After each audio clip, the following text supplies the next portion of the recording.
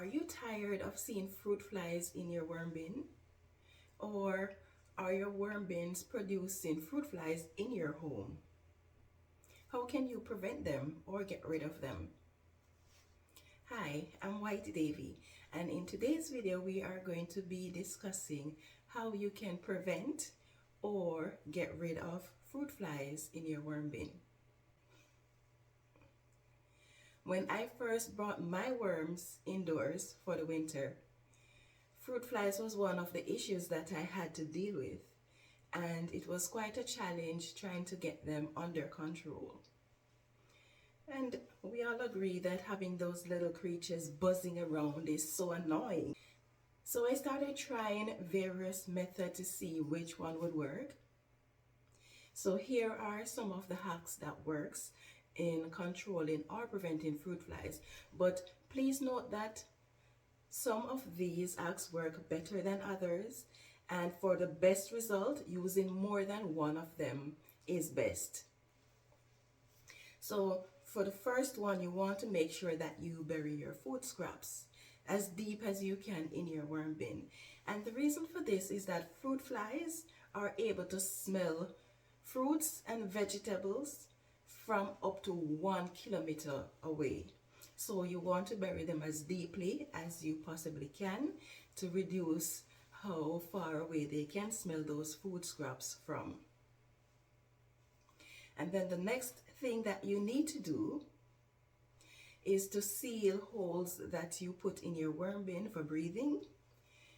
And for this you can use window screen to seal those holes. So you want to make sure that when you're sealing it, you're doing so with a breathable material, because the purpose of the holes in the first place is to allow your bins to breathe. Now the third thing that you want to do is to keep your bins covered. Now sometimes, depending on climatic condition, you might want to have your bins open. So the solution to that, if you want to have your bins open, is to use window screen or some other form of mesh with small enough holes in it to cover your bins, so you can leave the lid off, but at the same time your bin is covered enough to protect the bin from fruit flies, and at the same time allowing airflow in your bin. Now, if you don't want to go out and buy window screen, you can always use other types of fabric, an old t-shirt or an old thin sheet that is breathable. So various options are available where that is concerned. Now, the next thing you need to consider when you're covering your bin is that depending on what you're using, it is not always tightly sealed around your bin, and because of that, sometimes fruit flies can get underneath whatever it is that you're using to cover your bin. And the lids of your bin also, in most cases, they are not very tightly sealed, and so fruit flies can get in, and that is why I recommend using a combination of more than one method, because then you are drastically reducing the chances of fruit flies getting into your worm bin. Now the fourth thing that you can do to prevent fruit flies from taking over your bin is to avoid overfeeding your worms. Remember, fruit flies can smell fruits and vegetables up to 1 kilometer away. So you don't want to overfeed them, because the worms cannot keep up with the amount of food you're giving them when you're overfeeding. And when that happens, the food is going to start decomposing. And guess what? The fruit flies are even more attracted to the fruits and vegetables when they are decomposing. So for that reason, you want to ensure that you're not overfeeding your worms. So if you are fairly new to worm farming and you don't know how much to give your worms, keep in mind that worms can eat anything from 0 to their full body weight in a day.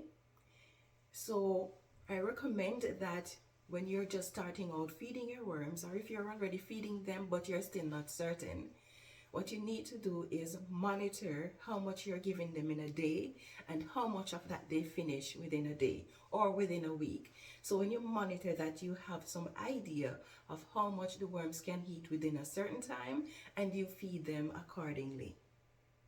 So don't overfeed your worms. That is the next trick that you can use to prevent fruit flies in your worm bin.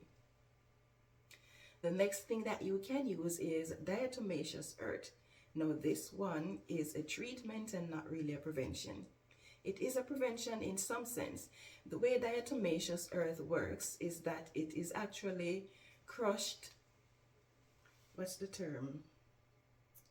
Fossil? Yes, marine fossil.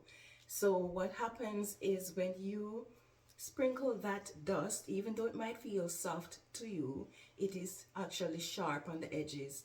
And so when these larvae, when these fruit flies, not the larvae, when these fruit flies walk over it, anything that has an exoskeleton, so fruit flies, mites, any form of insect that has an exoskeleton, when they walk over this diatomaceous earth, it actually slices into their exoskeleton, which results in them dehydrating and eventually dying.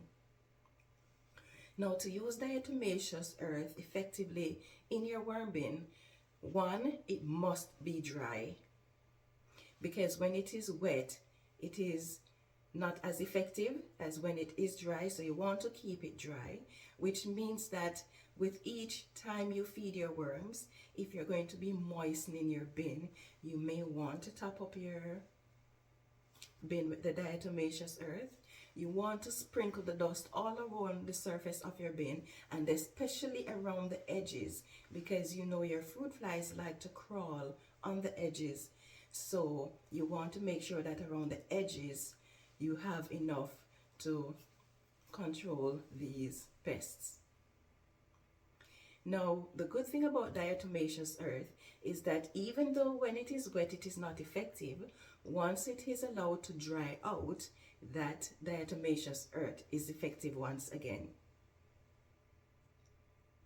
So the next act that you can use to control fruit flies in your worm bin is BTI, otherwise known as mosquito dung.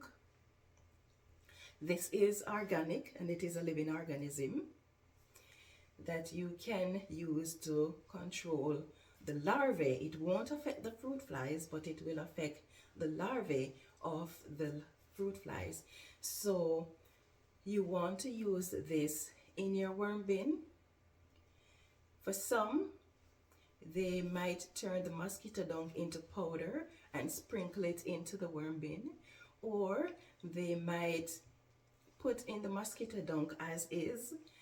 But I find that the most effective way of using the mosquito dung in the worm bin is to soak it, and the instruction is on the package on how much you're to use.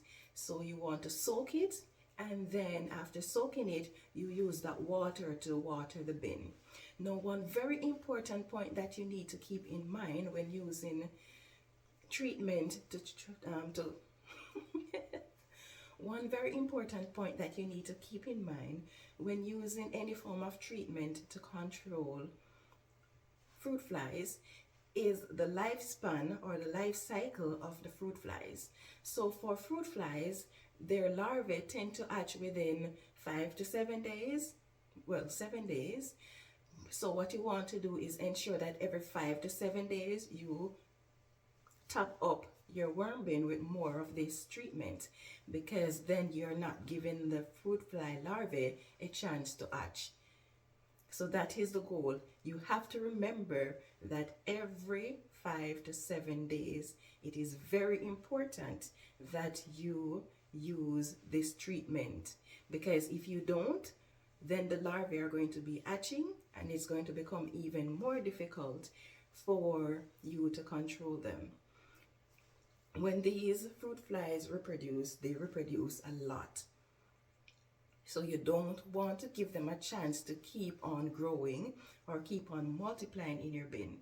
So again, please remember, you might want to put it on a schedule if you tend to be forgetful, to use the treatment every 5 to 7 days in your worm bin. So again, let's go over the 6 acts that we discussed for controlling these fruit flies in your worm bin. The first one is to ensure that you bury your food scraps. The second one is to seal the holes, the hair holes that you have in your bin with breathable material. The third one is to keep your bin covered either with the lid or with some form of breathable material. The fourth one is to ensure that you don't overfeed your worms. The fifth one is to use diatomaceous earth. And finally, you want to use BTI, otherwise known as mosquito dung, in your worm bin. So did you find this video informative? Why not give me a thumbs up? You can leave your comment in the section below. Don't forget to subscribe. Thank you so much for watching, and I hope you have yourself a wonderful day. Yeah man, a time for grow.